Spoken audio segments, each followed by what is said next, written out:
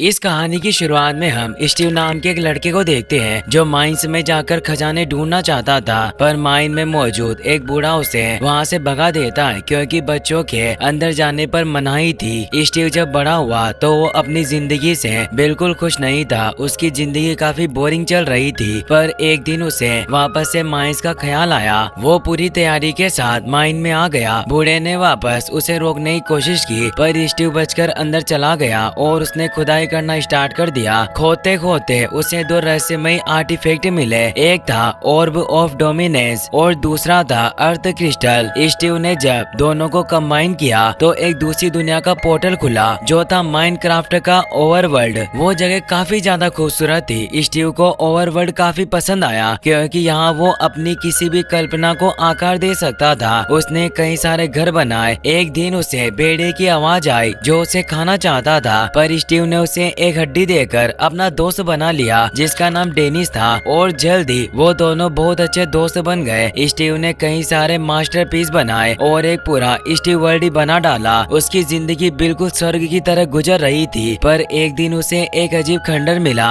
उसी के पास एक संदूक भी पड़ा हुआ था जिसमें मौजूद क्यूब को लगाकर जब उसने उस गेट को पूरा किया तो वहाँ पर एक डार्कनेस से भरी हुई दुनिया का दरवाजा खुल गया। डेनिस उसके अंदर चला गया। स्टीव उसे लेने आया तो वो ये देखकर हैरान हुआ कि वो एक भयानक दुनिया थी जिसका नाम नेदर था। ये एक ऐसी जगह थी जहाँ सिर्फ पिगलिन रहते हैं और ना तो यहाँ कोई क्रिएटिविटी थी और ना ही कोई खुशी। बस यहाँ के सभी डुक्कर पिगलिन को सोना चाहिए था। इनकी सरदार बेरहम चुड़ैल मालगोशा थी जो पूरे ओवरवर्ल्ड पर राज करने का सपना देखती है। उसने स्टीव और डेनिस को कैद कर लिया और उसके हाथ अब ऑर्ब ऑफ डोमिनेंस लग चुका था जिससे वो अपना सपना पूरा कर सकती है क्योंकि वो ब्रह्मांड का सबसे ताकतवर क्यूब शेप का एक गोला था। वो अपने सभी डुक्करों को बताती है कि इस ऑर्ब की मदद से हम पूरे ओवरवर्ल्ड को नर्क में तब्दील कर देंगे और वहाँ का सारा सोना हासिल कर लेंगे। स्टीव ऐसा कभी भी नहीं होने देना चाहता था। डेनिस ने चालाकी से तहखाने की चाबी चुरा ली। स्टीव ने चालाकी से ऑर्ब का गोला चुरा लिया, पर मालगोशा को इसका पता चल गया। उसके सभी डुक्कर स्टीव के पीछे आ रहे थे, इसीलिए स्टीव ने डेनिस को उस ऑर्ब को ठिकाने लगाने का काम दिया और उसे वहाँ से भगा दिया। डेनिस का बेल्ट रास्ते में गिर गया था, पर वो रुका नहीं और भागते हुए इंसानी दुनिया में आकर स्टीव के घर पर पहुंचा, जहां उसने ऑर्ब और अर्थ क्रिस्टल को उसके बेड के नीचे छिपा दिया। उस क्रिस्टल और ऑर्ब के अलग होते ही अर्थ का पोर्टल बंद हो गया, जिससे डेनिस भी अब वापस नहीं जा सकता था और वो इंसानी दुनिया में फंस गया। अब ओवरवर्ल्ड सेफ था क्योंकि जब तक मागमोशा के हाथ वो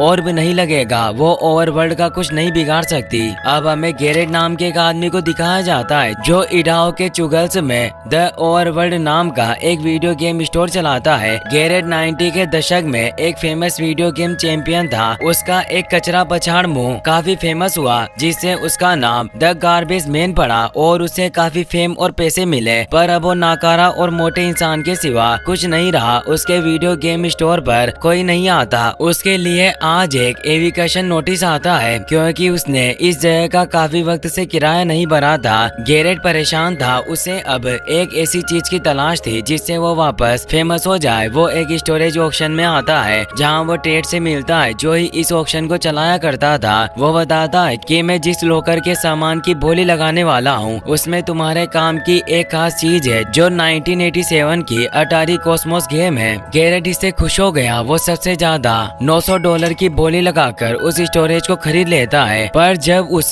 कॉस्मोस बॉक्स को देखता है तो उसमें गेम नहीं होती और कुछ चीजें रखी होती है। इनमें वो ऑर्ब और अर्थ क्रिस्टल भी होता है, पर गेम ना होने से गैरेट काफी दुखी होता है क्योंकि अब अपनी जिंदगी में हारता ही जा रहा था। अब हमें नेटली को दिखाया जाता है जो अपने भाई हेनरी के साथ चुगल्स में शिफ्ट होने आई होती है क्योंकि उनकी मदर अब नहीं रही और नेटली के ऊपर सारी जिम्मेदारियां आ चुकी थी। हेनरी कहता है कि ये जगह बकवास है। नेटली बताती है कि इस जगह पर घर का रेंट काफी कम है और मेरे पास यहाँ पोटैटो चिप फैक्ट्री में एक फुल टाइम जॉब होगी, इसीलिए हमारे पास यहाँ आने के अलावा और कोई रास्ता नहीं था। वो अपने नए घर में आ जाते हैं जहाँ रियल एस्टेट एजेंट डॉन भी मौजूद होती है। वो उनसे मिलकर खुश हुई और उसे बताती है कि तुम्हारे बॉस ने ये गिफ्ट दिया है। डॉन रियल एस्टेट के अलावा और कई सारी जॉब भी करती है। वो मोबाइल जू भी चलाया करती और उसका सपना था कि अपना खुद का एक जू हो। वो नेटली को घर की चाबियां देती है और वहाँ से निकल जाती है। अगले दिन दिन नेटली हेनरी के लिए स्पेशल आलू कटलेट पिज्जा बनाती है ताकि स्कूल में नए दोस्त बना पाए। हेनरी साइकिल से स्कूल जाने के लिए निकल जाता है। रास्ते में उसे गैरेट का वीडियो गेम स्टोर दिखता है। हेनरी काफी क्रिएटिव था, इसीलिए वो उस स्टोर के अंदर आकर देखने लगता है। गैरेट उससे पूछता है कि छोटे, क्या तू कोई खास चीज ढूंढ रहा है? हेनरी बोलता है कि मैं तो बस यहाँ ऐसे ही नजर मार रहा हूँ। गैरेट ने कहा कि ऐसे ही नजर मारना चोमू होने के लक्षण होते हैं, पर तुम फिक्र मत करो, मैं एक नया मेंटरशिप प्रोग्राम शुरू कर रहा हूँ जिसमें मैं लोगों को अपनी जिंदगी में जीतना सिखाऊंगा। पर हेनरी की इसमें कोई दिलचस्पी नहीं होती। वो जल्दी से स्कूल आ जाता है जहाँ टीचर उसे बताते हैं कि आज हम सभी स्टिल लाइफ ड्राइंग करेंगे और वो उन्हें ऑरेंज और बनाना का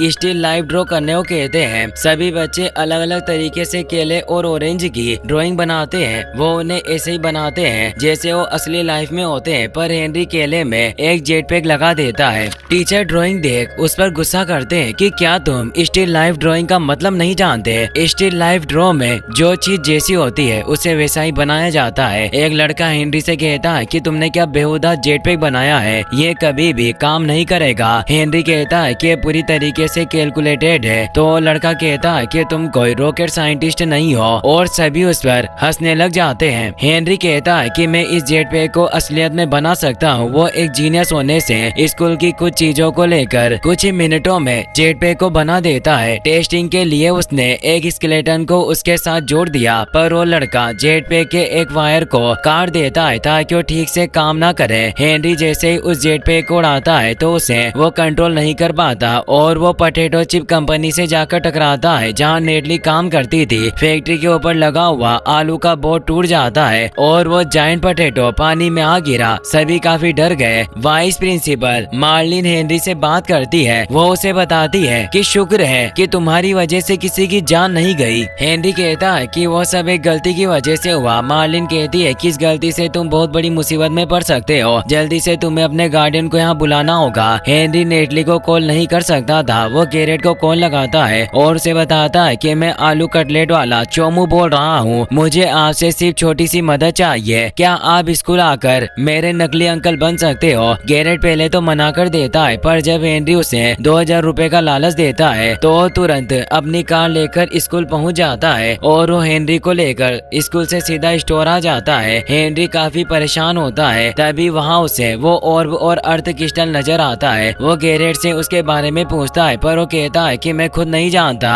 कि ये क्या है, पर लगता है कि इसका मुझे अच्छा दाम मिलेगा। वो देखता है कि उस ऑर्ब के साथ वाले बैग में एक मैनुअल है जिसमें लिखा होता है कि कभी भी किसी भी हाल में ऑर्ब और क्रिस्टल को एक मत करना। ऑब्वियसली हेनरी उन दोनों को जोड़ देता है जिससे उसमें से तेज एनर्जी निकलने लगती है क्योंकि उस माइन में वापस ओवरवर्ल्ड का रास्ता खुल चुका था और वो ऑर्ब को उस गेट की तरफ खींच रहा था। हेनरी और गैरेट उस माइन के पास पहुंच जाते हैं। वहीं नेटली अपने भाई को लेकर काफी परेशान होती है। वो डॉन को वहां बुलाती है और उसे बताती है कि हेनरी कई घंटों से गायब है। डॉन उसका मोबाइल लेकर हेनरी की लोकेशन ट्रेस कर लेती है जिससे उन्हें पता चल जाता है कि वो एक माइन में गया है और अब वो दोनों भी उस माइन की तरफ निकल जाते हैं। वहीं हेनरी और गैरेट को ओवरवर्ल्ड का रास्ता नजर आ जाता है जिसे देखकर वो खुश होते हैं, पर तभी नेटली भी डॉन के साथ आ जाती है। तभी पोर्टल ऑर्ब को अंदर खींचने लगता है। सभी उसे पकड़कर रोकने लगते हैं पर वो उसे रोक नहीं पाते और सभी माइनक्राफ्ट की दुनिया ओवरवर्ल्ड में आ जाते हैं। वो उस दुनिया को देखकर काफी खुश हुए। ये दुनिया काफी खूबसूरत थी पर यहाँ सब कुछ क्यूब के शेप में था। वहीं अब हमें मालगोशा को दिखाया जाता है जिसे भी अब पता चल चुका था कि ऑर्ब अब वापस ओवरवर्ल्ड में आ चुका है, इसीलिए वो स्टीव के पास जाती है क्योंकि अगर वो खुद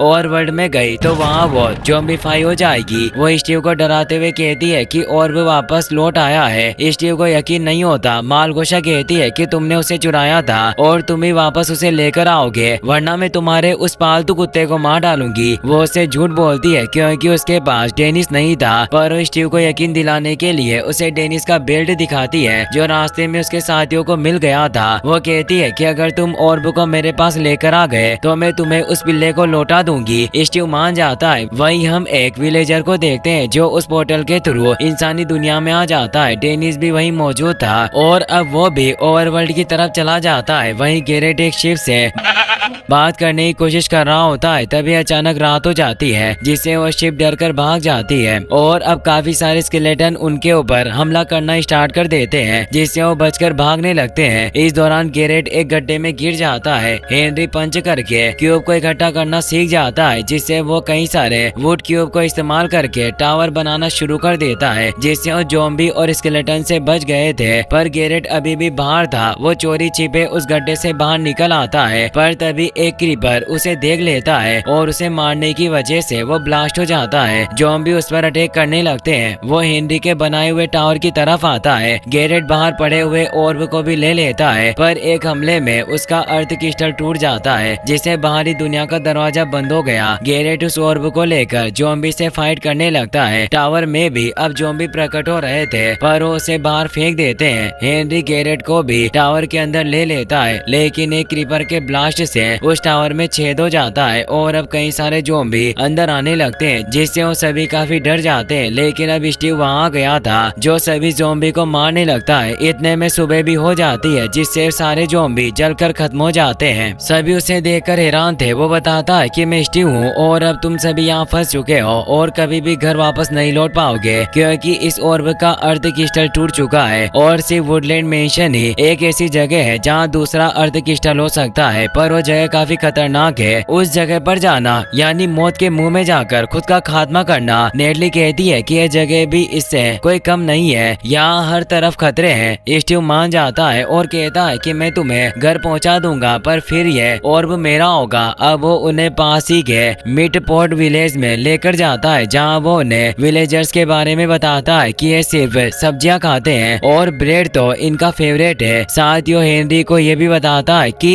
इस जगह पर तुम्हारे सभी ख्वाब हकीकत बन सकते हैं। तभी वहाँ आयरन गोलेम के आने से सभी डर गए। स्टीव बताता है कि तुम सभी को डरने की कोई जरूरत नहीं, क्योंकि ये सिर्फ यहाँ की लोकल सिक्योरिटी वाला आयरन गोलेम है। वहीं गारगोशा को अपने खबरी से पता चलता है कि स्टीव ने उसे धोखा दिया और वो दूसरे इंसानों के साथ मिल चुका है। इससे मालगोशा को काफी गुस्सा आया और वो अपने एक डुक्कर जंक्स की टुकड़ी को उन्हें मारने के ऑर्डर देती है। साथ ही उन्हें एक खास टॉनिक देती है, इससे वो ओवरवर्ल्ड में ज़ॉम्बी फाइट होने से बच जाएंगे। वहीं स्टीव गेरेट और हेनरी को लेकर अपने सीक्रेट रूम में आ जाता है, जहां उसने अपने कलेक्ट किए हुए डायमंड आर्मर, TNT और कई तरह की सोर्स होती है। स्टीव बताता है कि यहाँ वो हर जरूरत का सामान है, जिससे हम मेंशन तक पहुँच पाएंगे। स्टीव उन सभी चीजों को देखकर काफी खुश होता है। गेरेट को एक एंडर बॉल मिलती है, जो किसी भी जगह पर फेंकने पर वहीं टेलीपोर्ट कर देती है। गेरेट जैसे ही उस बॉल को फेंकता है तो पीछे टेलीपोर्ट हो जाता है। इससे वो हैरान रह गया। स्टीव बताता है कि मेरे पास सिर्फ ये इकलौती बॉल थी और मैं इसे हासिल करने के लिए एंडरमैन से मरते मरते बचा था। अब उन्हें कास्टिंग टेबल दिखाता है, जहाँ वो एलिमेंट्स से उन्हें वेपन बनाकर दिखाता है। गेरेट से जब ट्राई करता है तो 2 बाल्टियां बना देता है। हेनरी भी कई सारे मेटल और इंसानी दुनिया की चीजों को मिलाकर एक कटलेट लॉन्चर बना देता है, जिसे देखकर स्टीव चौंक जाता है और उससे इम्प्रेस हो गया, क्योंकि आज तक उसने ऐसी फाड़ू चीज नहीं देखी थी। गेरेट अब अकेले में स्टीव से बात करता है और उसे कहता है कि इस जगह पर कई सारे खजाने हैं, क्या तुम किसी खजाने वाली जगह के बारे में जानते हो? स्टीव बताता है कि यहाँ चारों ओर खजाने हैं और मेरा तो पूरा डायमंड का एक गोदाम है जो रेड स्टोन माइंस में है, पर उस जगह पर जाने में बहुत सारा जोखिम है। गेरेट कहता है कि मेरे पास ये ऑर्ब है और अगर तुम मुझे उस खजाने तक लेकर चलो तो मैं तुम्हें ऑर्ब दे दूंगा। वहीं नेडली और डॉन 2 व्यापारियों के पास मैप खरीदने के लिए आई होती है, लेकिन तभी वहाँ पिगलिन उन पर अटैक करने के लिए आ जाते हैं और उस पूरे गाँव को तबाह करने लगते हैं। सभी विलेजर डरकर भागने लगते हैं। स्टीव गेरेट और हेनरी के साथ उनसे लड़ने आ जाता है। जंक्स उन्हें मारने आता है। गेरेट अपनी बाल्टियों से उसे हराने की कोशिश करने लगा, पर गलती से वो स्टीव को बेहोश कर डालता है। हेनरी अपनी लॉन्चर से सभी पिगलिन को मार रहा था। नेडली और डॉन भी मिलकर उन पिगलिन को मारने लग जाते हैं। गेरेट बुरी तरीके से पीट रहा होता है। तभी वहाँ आयरन गोलेम आ जाता है, जो उस जंक्स को मारकर दूर फेंक देता है। स्टीव होश में आ जाता है। वो हेनरी से कहता है कि हमें बाउंड्री की दीवार के बाहर पहुंचना होगा और वो ऊपर की तरफ बढ़ने लग जाते हैं, पर वो अब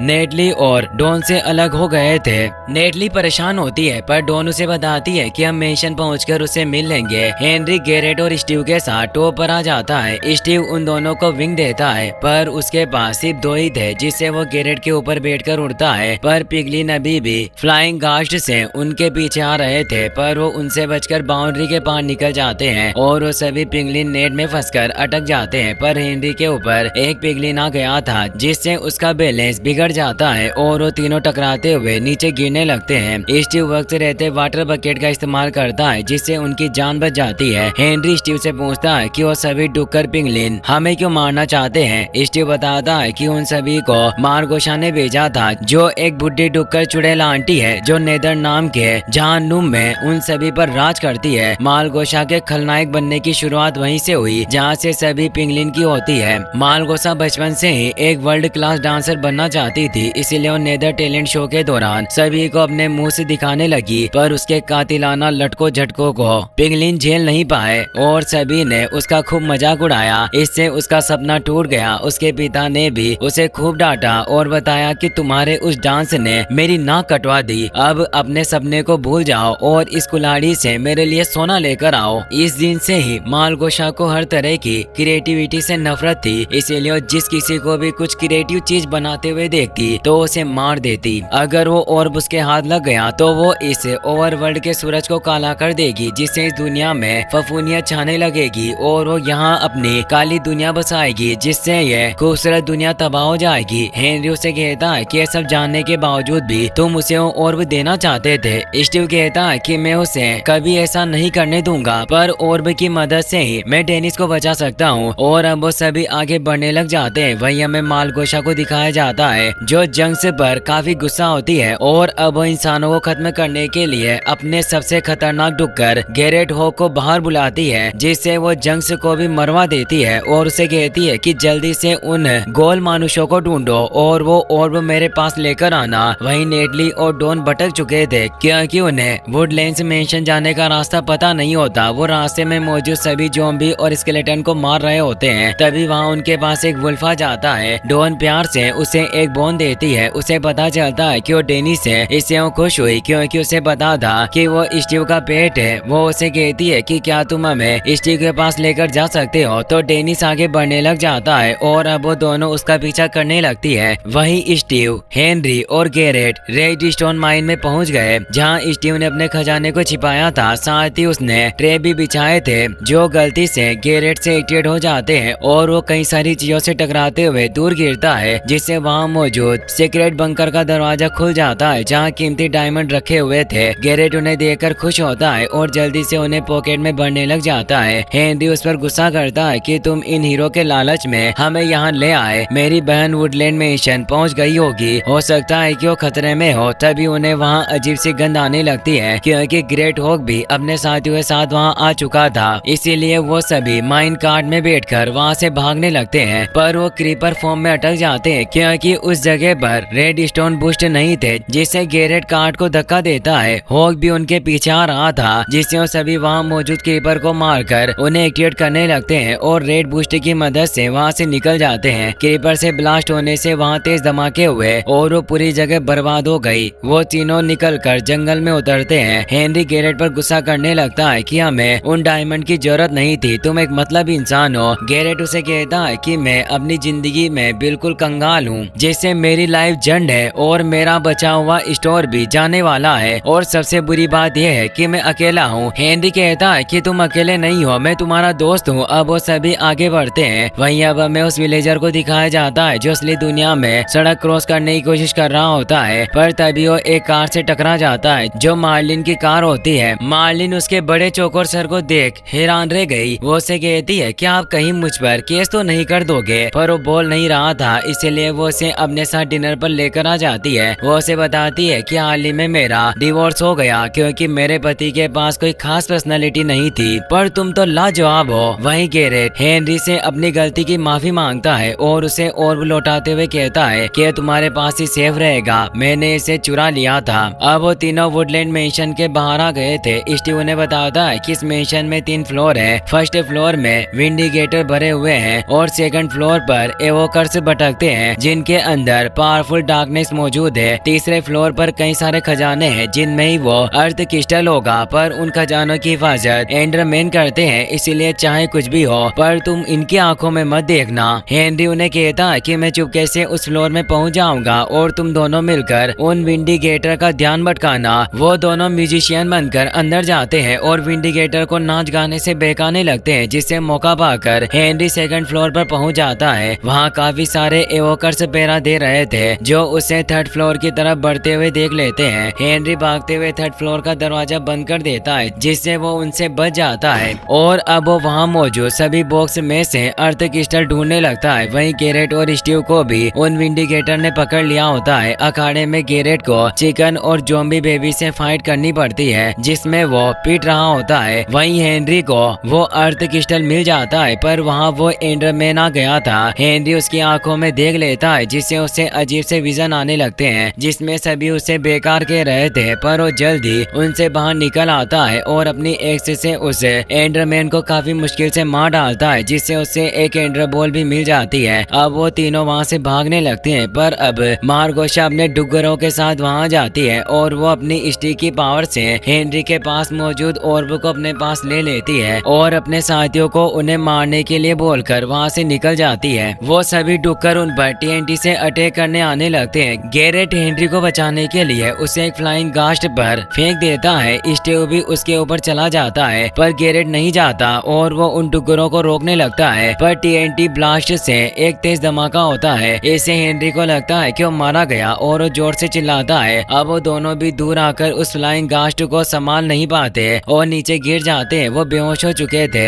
डेनिस स्टीव को होश में लाता है क्योंकि डॉन और नेडली ने उन्हें ढूंढ लिया था और वो उन्हें मशरूम के घर में ले आए होते हैं। स्टीव डेनिस से मिलकर काफी खुश होता है। वहीं मार्गोशा नेदरवर्ल्ड डोर के ऊपर एक डिवाइस बनाती है जिसमें उस ऑर्ब को डालने पर एक तेज लेजर बीम निकलती है जो सूरज को डार्क एनर्जी से कवर कर देती है। इससे पूरे ओवरवर्ल्ड में अंधेरा छा जाता है और सभी जगह फफूंदी छाने लगती है जिससे अब वो बिना टोनी के वहाँ रह सकते थे और उन्हें ज़ॉम्बी फाइट होने का कोई खतरा नहीं था जिससे नेदर की पूरी सेना अब ओवरवर्ल्ड में आ जाती है। स्टीव ये देखकर परेशान होता है। वो कहता है कि मार्गोशा अपनी पूरी फौज इकट्ठा कर रही है, वो ये पूरी दुनिया तबाह कर देगी, इसीलिए हमें उससे ऑर्ब छीनना होगा। सभी उन पिगलिन से लड़ने के लिए तैयार होते हैं। वो युद्ध के लिए पहले अपनी सेना तैयार करने लगते हैं। कई सारे आयरन इग्नोर्स को तैयार करते हैं और कई सारे TNT बिछाते हैं। साथ ही वो कई सारे वेपन भी बनाते हैं जिससे वो ओवरवर्ल्ड को बचाने के लिए पूरी तरीके से तैयार थे। मार्गोशा अपने सभी डुक्करों से कहती है कि अब ओवरवर्ल्ड हमारा है, इसीलिए सभी विलेजर्स की हर एक क्रिएटिविटी को नष्ट कर दो